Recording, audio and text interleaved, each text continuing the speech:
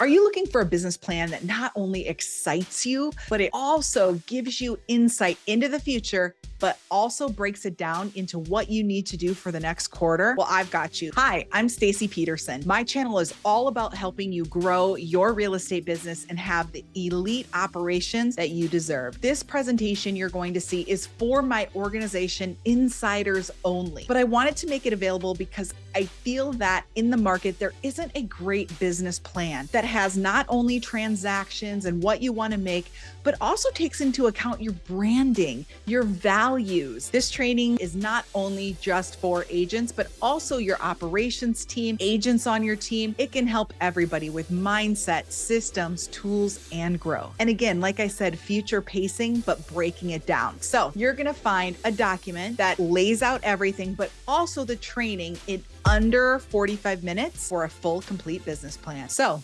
enjoy. So I want to start with this.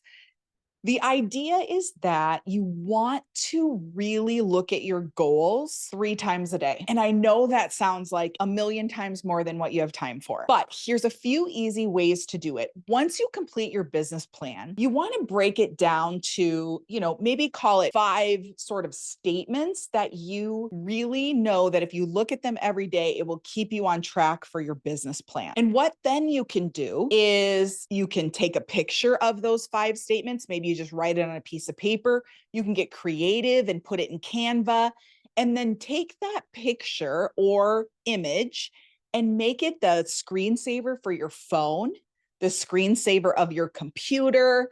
Put it in if you use like a planner, like I do, put it in there as well. And right there, you're probably looking at it already 3 times, right? You can set an alarm on your phone. You can name alarms too. I don't know if it'd be worth it to name it 5 things. That would be like a really long alarm that probably wouldn't make sense, but it could say, look at your goals. And then to look at it. A few years ago, probably 9, I went to a conference and a guy talked about his business plan and how he remembered his goals was remember those like foil gold stars that we used to get? And your teacher would put on your paper, or maybe your mom had like a chore chart and you put these little gold foil stars. Anyway, he would put those foil stars like on his rear view mirror in his car. He would stick one to his planner, and that would remind him of his goals every time he saw these gold stars everywhere. So whatever works for you, the key is the reason that we don't connect to our plans once we make them, and same goes with, even New Year's resolutions, is that we just don't look at them long enough. So we're going to solve that by doing that, right? We're going to write our 5 and we're going to have it and look at it 3 times a day. So this is going to get us started to create that plan so you know what you want to put as your 5 non-negotiables. All right. So as you open this book, there's going to be 4 different stages of putting it together. So number 1, you're going to look back. You're going to celebrate the last 12 months. And even with the things that maybe seem small, or if you're having trouble remembering what you did well, a lot of people, we can create like, hey, if I told you to give me 10 examples of something you did wrong this last year, you'd be like, oh, no problem. Here they all are.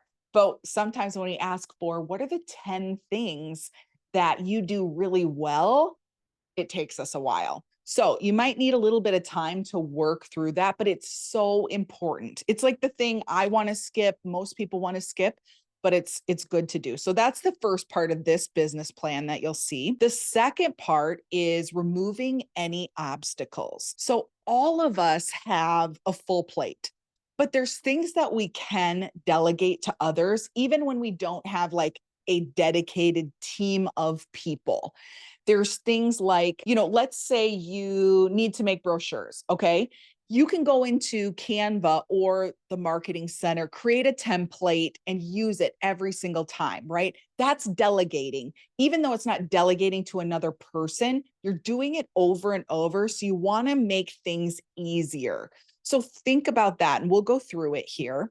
And then there's 5 models that are significant and sort of the foundation to every business plan. And we're going to look at those as well. And then lastly, your vision, plan, and goals. That's where you're putting everything together, sort of on that like 1-page business plan. So we'll break it down. All right. The first part, as I mentioned, was vision. So you'll fill out your 5 accomplishments. I said 10, you only have to do 5, but what challenges did you have and what lessons did you learn? Then the second part of this is really important. This is something that we've done a lot at Real Estate B School. And I found it helpful for me in my business. And I know other agents have as well. And you may have done this. You may have seen it as a spreadsheet and you may have rated yourself before. But now, since we're almost to the end of the year, it's nice to think back to all of 2023 and, rate yourself 1 to 5. Now, caveat, I don't like it when people rate themselves a 3. I try not to do that myself because you're kind of not answering the question, right? So decide, is it a little bit better than a 3? Is it a little bit less than a 3? If it's a little bit better, go up. If it's a little bit less, go down. And don't be too hard on yourself, right? Try to look at, what abilities do you have? What have you accomplished? And look at it with that lens. So for instance, a couple questions in here. I'm just going to go over a couple with you. Number 3, we have a system for generating buyer opportunities outside of our database. So if you have something that you can count on that generates opportunities for you outside of your database, you're going to mark that 1, 2, 4, or 5. This could be like open houses. And so you might have an open house system. Now, you might say to yourself, well, I don't always get a buyer opportunity from it, and that's okay. But maybe you have a system that you use to try and generate those, such as you have conversations with everybody that walks in the door, you have your marketing material, you bring comps with you, you have a sign-in sheet, like you've got a system. It may not be generating as much, but you've got something. So that would be considered a system that you have. So another one is, this one kind of gets ones a lot. It's, I consistently crush my quarterly rocks by fulfilling my weekly commitments and my top 3. Okay. This one is, if you're setting in place your overall business plan and you're breaking it down into quarters, if you find yourself not able to really accomplish those goals, you may have too big of goals for a quarter. Okay. And so just rate yourself on your ability to set those goals and your ability to break them down and work on it daily or weekly. Okay. It doesn't have to be a throw the baby out with the bathwater and like, you know what? I've never even accomplished one of my 90-day goals. That's okay. What we're looking at is that muscle, right? We're getting good at working on our business, not just in our business. The last part of the vision is, what do you want your business to look like next year? And so next year, you want your business maybe to be a certain way. You want it to feel a certain way. You want it to, maybe there's things you need. You're hiring an assistant. You are taking some things off your plate. You're going to change the environment that you work in. Whatever that might be, just write out your thoughts. And this can totally be a brain dump. It doesn't have to be organized in any manner. In fact, probably a brain dump is the best. All right, let's go to delegate. Delegate. I love this exercise of delegating to elevate. And you start with the 20 versus 200. So the best thing you could do is kind of do this over a week's time, this sheet. But if not, just spend, some time and do it.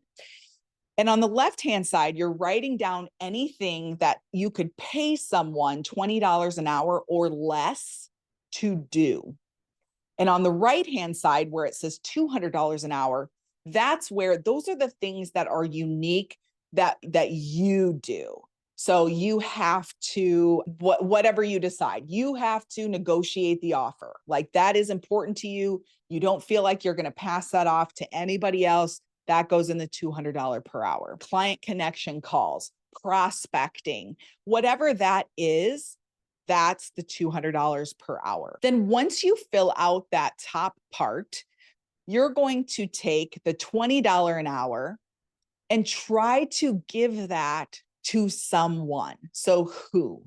And let's say you don't have anyone right now, no one to delegate to. A photographer can't measure your house because you take the pictures yourself. You don't have an admin, whatever.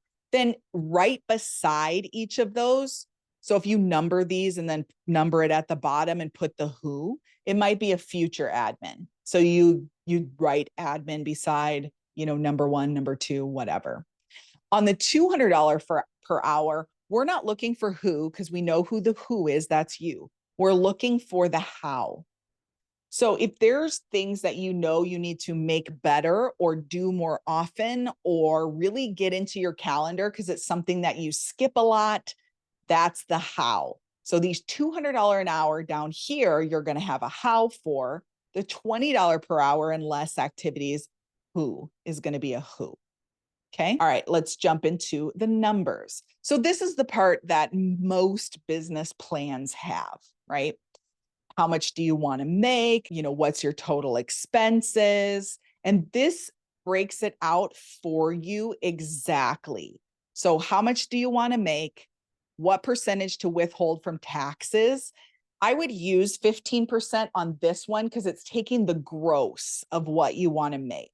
So if you put here, I want to make $500,000, you're not going to pay and if you put 25%, you're not going to pay $125,000 in taxes. So, because you're going to have expenses that come off of that. So that's why I use 15% because it's 15% of A. And then C, total expenses generally run around 30%. Yours might be less. So you could either do that or just put 30%. And that is of this big number that you want to make. Okay. And it tells you here how to complete the whole piece of it. So you have your transaction goal based on the number you want to make, because you're going to take your average commission into account for your brokerage split, all of those things. Then on this side, you're going to review last year's numbers. How many of you actually keep track of how many transactions you do separate from the accounting that happens at EXP? How many of you do that? You keep it on a separate spreadsheet, or you use CTE or Clarity Now or something. And you could, EXP has great accounting. It shows us our business. So if you don't, you probably use that and you're good. So one thing that you're going to add here is your listing sources and buyer sources. So that's important so that if most of your business is repeat and referral, you may need to add a source of business. You may need to have something else that helps you get business. You have to have more opportunities coming your way. This will also help you then determine what things need to be in your business plan. So if you're not currently, if you guys have worked on Janie's expired program, her luxury expired program, and you aren't getting any expireds or FSBOs, it just isn't a piece of your business, but with the right plan for you, it could be a great source, then that is something that you will know to add to your plan. The next part of the business plan, I think, is probably the most fun, because we're going to talk about branding. We're going to talk about marketing. We're going to talk about auditing your competition. That one's my favorite.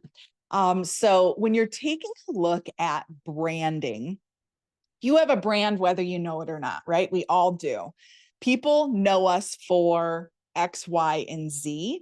And what we really want to do is determine what are our top 5 brand values. Now, these could be aspirational, where we really want this to be our brand value. And maybe we're not exactly known for that yet, but it's something that it's a value that we want to, show others. It could be something like how you want to be seen in the community, right? Whatever your brand, the core to your brand is, that's what we want to circle here. So it could be things like commitment, could be one, or communication, right? That'd be an awesome one for agents, dedication to your craft, excellence, whatever they are. If what I like to do with this is I go really fast and I just like circle if I like it at all. So I'm like, okay, yep, abundance, nope. Accessibility, yeah. Accountability, yeah. Accuracy, okay. Then I go back after I've circled them. I go back and then I just cross off like, well, that's not like one of my top 5. And then I end up with 5. So if you're like, this is hard to pick just 5, that's what I do. I just circle them like right away in my head. I'm like, yes or no, and then go back and kind of cross off ones that don't work for me. So maybe that'll help you too. All right. We all hear this. In fact, I get nervous every time I hear a speaker talking about like, what's your elevator pitch? And I'm like, ugh, I just hate that thought, like the elevator pitch. But think about how many times someone asks you what you do and you're like, well, I'm a realtor. Okay, great. Well, so is 99% of the population pretends to be a realtor too. So how are you different? So this kind of walks you through it in a way that maybe inspires you to add a little bit to, who are you? What do you do? What do you provide? Also, where you see this a lot, Instagram, right? That bio right under your name. This is a great spot for that. So you could also look at other people's bios and determine if you like something similar for your branding statement, which in turn is your elevator pitch. So I provide 4 who you don't have to use the unlike, but you could. My offering is, and then you write out your full statement. So if you've already done this in your Instagram bio and you're like, this is great. I already have it, no problem. But it's a good way to audit it too, right? To kind of take a look. Okay, we'll go to marketing. Marketing. This part, my favorite as well. So when you're looking at your avatar, the avatar is the person that you want to most speak to. So it doesn't mean that you're going to turn down clients if they don't fit this exact avatar, but it makes it a lot easier when you're creating your social media videos, when you are deciding what presentation is best for you, when you are writing copy, even. You want to talk to one person. It makes it so much easier. Like, I don't think anyone ever said, hey, if I gave you an arena of 10,000 people, or you could just talk to someone one-on-one, which would you sign up for first? You'd probably sign up for the one-to-one first. That just seems easier, right? So that's why you're picking an avatar, but you're not saying no to the 9,999. You're just crafting your message to the one. Okay. So when you look at what buyers and sellers want in this top circle, on the left, what you do exceptionally well. On the right, what your competition does exceptionally well. Nobody cares what you do well or your competition, unfortunately. Your sweet spot and what makes you different is what you do and what buyers and sellers want. And then this middle spot is what everyone is doing, and it's not unique. So it's your sweet spot. The thing that you do so well, people probably compliment you on this all the time. Like, I can't believe you were so available to me. You made me feel like I was your only client. Or you were always prepared for every meeting. Like, I just can't believe it. Or I didn't understand the value of what you did, and now I do. And thank you for explaining that so well, even after I didn't choose you the first time, right? So that's your sweet spot, and what makes you different. That's really what we want to identify here. Once you do that, this part here will help you go through that. So the chart is to kind of help you understand what's coming. And then you're going to write down your competitors. You're going to write down what you help people achieve and the objections that they have for you. And then what your strategy is. How will they know you're the best agent for them? And then what marketing materials do you need to create?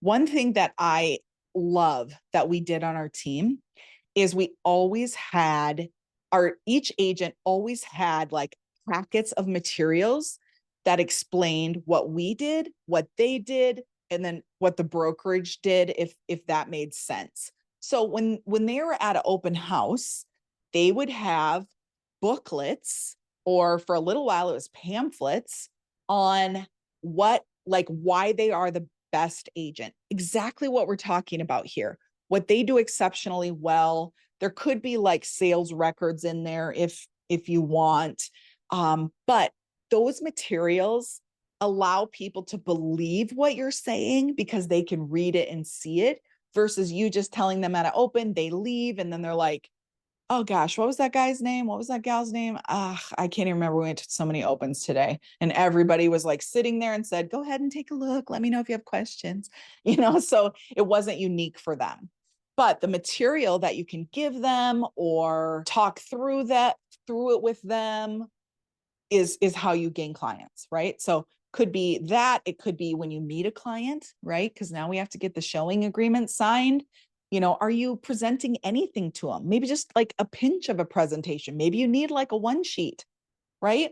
So that's what you're going to write in marketing materials to create, plus anything else. If you don't have a listing presentation, I always think of it this way. If someone called you today, buyer or seller, and they're like, if you meet me in 10 minutes, and just ignore like travel time, but if you can meet me in 10 minutes, are you ready to go? Like, could you show up with your presentation, even though you don't have a market analysis?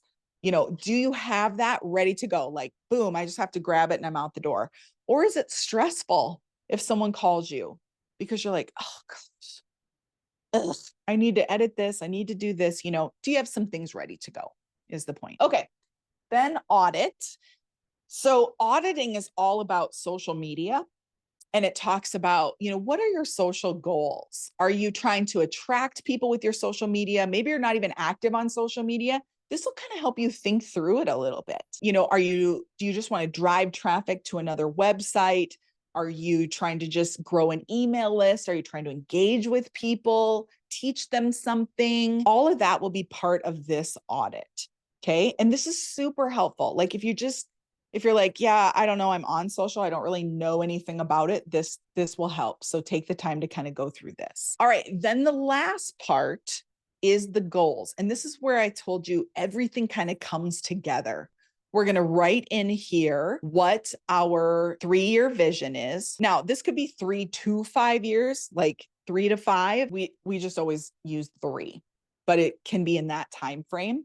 So you'll put your future date, you'll put the volume that you want to close, the GCI that you want to close, gross margin, net profit, and number of homes sold. Then you'll put, what is your role? So you're looking at this future date.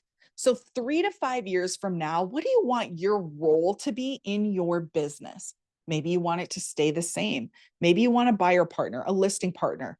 Maybe you want like this awesome admin team that you just go on the appointment, everything else is serviced by them, or a showing partner. Like whatever you want, you're going to put that role, you're going to put your admin role.